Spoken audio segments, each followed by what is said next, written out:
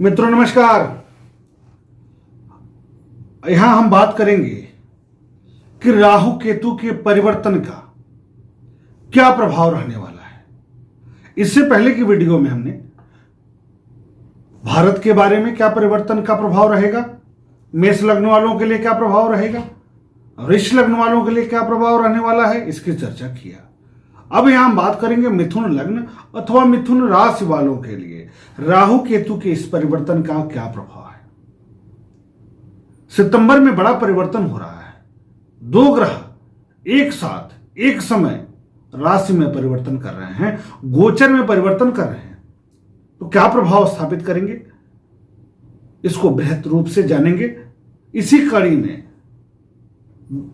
मिथुन लग्न वालों के लिए जो 18 महीने से परिवर्तन ये गोचरी संचरण कर रहे थे, लग्न पर ही कर रहे थे, राशि पर ही कर रहे थे, तनाव का वातावरण बनाए हुए थे, अच्छा बुरा जो भी परिणाम दिए उसको हमने चर्चा कर लिया था। वो समय बीत गया। अब यह समय आने वाला है और बहुत बड़े दिनों से इंतजार है कि क्या परिणाम होगा, लग्न से हटेगा, मानसिक तनाव खत्म होगा कि नहीं खत्म होगा, क्या परिवर्तन होगा। तो विचार आता है, इसलिए इसको जानना जरूरी है क्योंकि बड़ा परिवर्तन है, लंबे समय तक के लिए परिवर्तन है। लगभग 18 महीने यह गोचरी संचरण प्रभाव स्थापित करेगा। कब हो रहा है तो अधिक आश्विन शुक्ल पक्ष अष्टमी तिथि को 23 सितंबर 2020 दिन बुधवार को दिन में 12:24 के बाद इनका परिवर्तन हो जाएगा और ये 12 अप्रैल 2022 तक इसी राशि में रह करके, यानी वृष राशि में रहेंगे राहु और वृश्चिक राशि में रहेंगे केतु, रह करके शुभ अशुभ यानी अच्छा और बुरा जो भी परिणाम देंगे उस परिणाम को प्रदान करेंगे। ग्रहों के साहचर्य में होने पर, ग्रहों के साथ होने पर इनके परिणाम में परिवर्तन होगा। यहां हम मोटे तौर पर शनि और बृहस्पति के साथ क्या कॉम्बिनेशन बनाएंगे इसके फल की भी चर्चा करेंगे। तो ये राहु का परिवर्तन भी स्थिर राशि में हो रहा है और केतु का भी परिवर्तन स्थिर राशि में हो रहा है, लेकिन दोनों में फर्क है। राहु का परिवर्तन हो रहा है पृथ्वी तत्व की राशि में और केतु का परिवर्तन हो रहा है जल तत्व की राशि में। इसलिए इन दोनों क्षेत्रों में व्यापक परिवर्तन देखने को मिलेगा। एक बात और है कि बृहद होरा शास्त्र में राहु को वृष राशि में उच्च का माना जाता है और केतु का उच्च राशि वृश्चिक है, इसलिए पूर्ण फल प्रदान कर पाएंगे। यद्यपि विद्वानों का मत अलग अलग है, लेकिन जहां पर इसकी चर्चा की गई है उसको हमने बता दिया है बृहद पराशर में। इसलिए शुभ फल प्रदान करेंगे, जो भी फल देंगे वो पूर्ण देंगे। खराब करेंगे तो खराब देंगे, अच्छा करेंगे तो अच्छा देंगे। मूल कुंडली में गड़बड़ है तो गड़बड़ कर सकते हैं, इसमें दो राय नहीं है। मूल कुंडली में ठीक जगह पर है और गड़बड़ परिवर्तन हो रहा है तो गड़बड़ी कम करेंगे, अच्छाई का भी परिणाम आपको देंगे, इसमें दो राय नहीं। तो यहां परिवर्तन जो हो रहा है वो कैसा हो रहा है तो शुक्र के घर में राहु हर्षबली और मंगल के घर में केतु। और आप सब जानते हैं कि राहु शनिवत फल देते हैं और केतु कुंजवत, कुंजवत मतलब मंगल की तरह और मंगल की राशि में। तो बहुत बढ़िया, यानी कुछ तो अच्छा करेंगे, लेकिन आपके लिए क्या करेंगे कारकत्वों को भी समझिए, क्योंकि इनका कोई राशि तो है नहीं। जिस राशि में जाते हैं उसके अनुसार करेंगे और जो कारकत्व होगा उसके साथ में करेंगे। तो प्रसिद्धि इनके अंदर में, बदनामी राहु के दिन है, छत्र राहु के दिन में है, छत्र मतलब चर्चा, यश में राहु का बड़ा रोल है। अपवित्रता राहु, झूठी गवाही या झूठ बोलना राहु, आकस्मिकता यानी आकस्मिक प्राकृतिक दुर्घटना राहु, कीटाणु विषाणु जनित रोग राहु, अदृश्य चीजों का घटित होना राहु, यंत्र तंत्र मंत्र ओझा सोखा, भूत प्रेत तंत्र विद्याओं का कारकत्व राहु के पास है, सन्निपात राहु के पास है, भिक्षावृत्ति, दिखावा, बड़ी यात्रा, घर से दूरी, ये सब राहु के अधीन है। इन्फेक्शन, एलर्जी में भी बड़ा मदद करते हैं। ज्वर भी इनके ग्रह है। चूंकि इन दोनों को छाया ग्रह कहा जाता है। छाया मतलब जो दिखाई न दे लेकिन अस्तित्व में हो, प्रभाव स्थापित करे। जैसे हवा का अस्तित्व है, आप खुली आंखों से हवा को नहीं देख सकते, महसूस कर सकते हैं। इसलिए पूरा हवा को समझिए।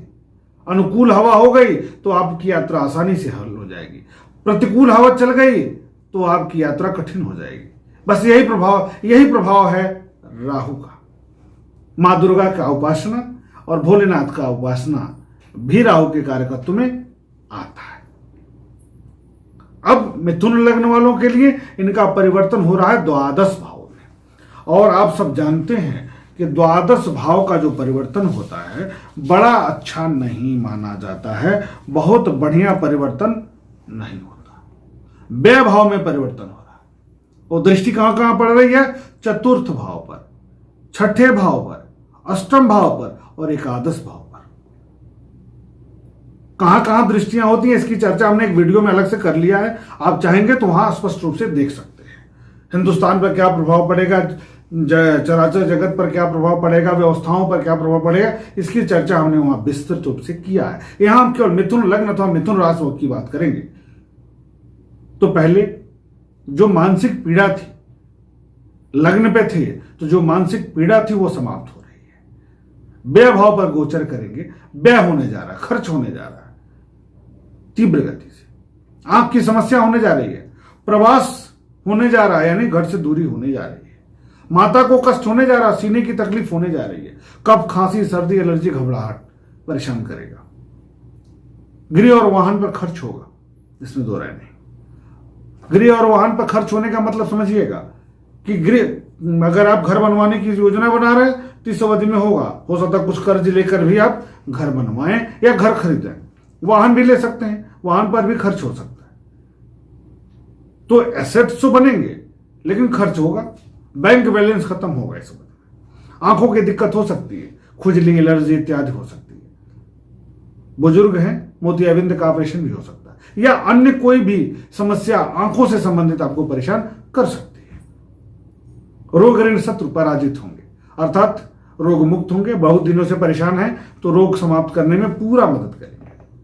खर्च करा देंगे, दवाई करा देंगे लेकिन ठीक करेंगे। ऋण खत्म होगा, इसका मतलब है कहीं न कहीं से आकस्मिक धन लाएंगे। और कहां से लाएंगे? दूर से लाएंगे, यानी घर से दूर जाकर के आप कार्य करेंगे, पैसा आएगा।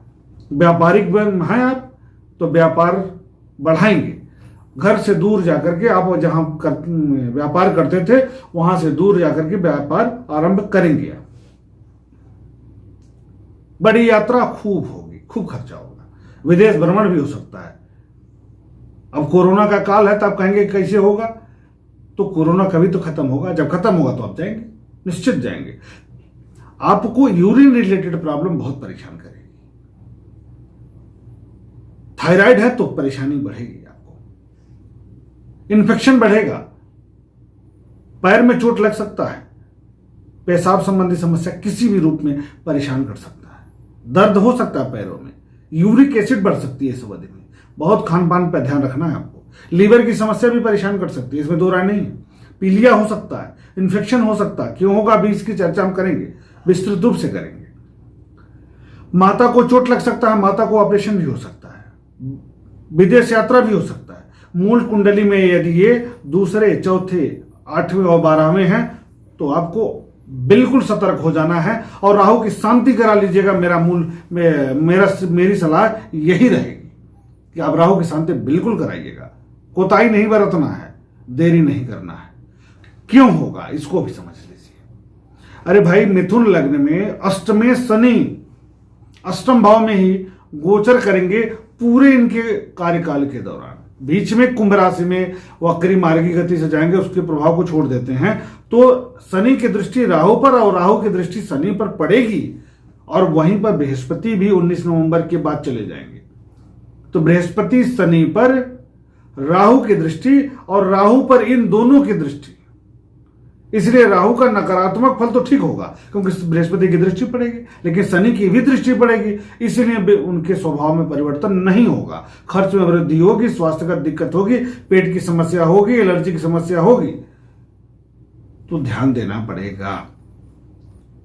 अब राहु चूंकि हवा है तो सबसे पहली बात, मान लीजिए आपको यात्रा करनी है पश्चिम की और पछुआ हवा चल रही है, तब तो ठीक है, लेकिन पश्चिम जाना है, पूर्व हवा चल रही है, तो सबसे पहले किसका क्या काम करना होगा? पहले तो इंतजार करना होगा कि हवा ठीक हो जाए या हवा बंद हो जाए। तो आप राहु को ठीक करके प्रतिकूल हवा को रोकने का प्रयास करिएगा। और कैसे रुकेगा इसकी बात हम करेंगे, इसका उपाय करेंगे, उपाय हम आपको बताएंगे। इस बीच में एक कार्य और करना, आपको अनप्लान्ड कार्य नहीं करना है, यानी बिना प्लानिंग के कोई कार्य आप नहीं करेंगे। प्लान्ड कार्य करेंगे तो बहुत अच्छी सफलता मिलेगी। नौकरी से लाभ है आपको, पदोन्नति में बड़ी सहायता देंगे, पदोन्नति में बहुत सफल सहायता करेंगे और प्रसिद्धि मिलेगी। यदि मूल कुंडली में जीवन साथी की स्थिति ठीक नहीं है तो आपको ध्यान देना पड़ेगा। मूल कुंडली में यदि राहु की स्थिति ठीक नहीं है तो आपको ध्यान देना पड़ेगा। क्यों ध्यान देना पड़ेगा? तो अष्टम में शनि और बृहस्पति हैं, राहु की दृष्टि है तो ठीक नहीं है। घर में विवाद हो सकता है, तनाव हो सकता है।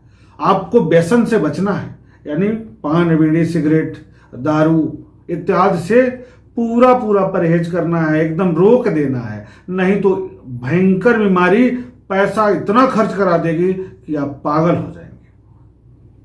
इसलिए यहां ध्यान रखना है, अपने सामान की खूब रक्षा करिए, क्योंकि राहु की दृष्टि चतुर्थ भाव पर पड़ रही है। वाहन की क्षति और घर में चोरी का भी योग है, आकस्मिक धनहानि का भी योग है, इसलिए आपको ध्यान देना पड़ेगा। वाणी पर बिल्कुल संयम बरतिएगा। जो आत्मीय जन है उनसे मतभेद हो सकता है, इसलिए नियंत्रित होकर कार्य करिएगा, नियंत्रण में बात करिएगा।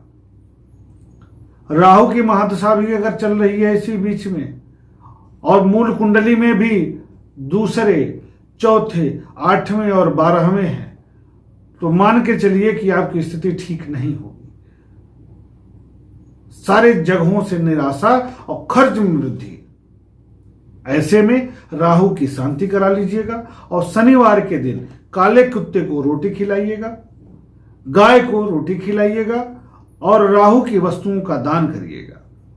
साथ ही काला एवं 2 रंगा कंबल का भी दान करना है आपको।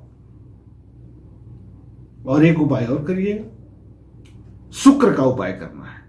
इसका मतलब क्या हुआ कि जीवन साथी से तालमेल बहुत अच्छा बना के रखना है आपको और सभी स्त्रियों का बिल्कुल सम्मान करना है, इज्जत करनी है और गाय की सेवा करनी है। इतना करिए तो राहु के नकारात्मक फल में कमी जरूर हो जाएगी। नहीं तो भैया 3, 6, 11 को छोड़कर कहीं भी राहु का गोचरी संचर मूल कुंडली में होंगे, 3, 6, 11 और 10वें भाव को छोड़ करके, तो यह मान के चलिए कि समय आपके लिए ठीक नहीं है, खराब समय शुरू हुआ है धन की दृष्टि से और सुख की दृष्टि से। अब हम फिर मिलेंगे अगले वीडियो के माध्यम से कर्क लग्न अथवा कर्क राशि वालों पर क्या प्रभाव होगा और उसके बाद के लग्नों का क्या प्रभाव रहेगा, इसको लेकर के। नमस्कार।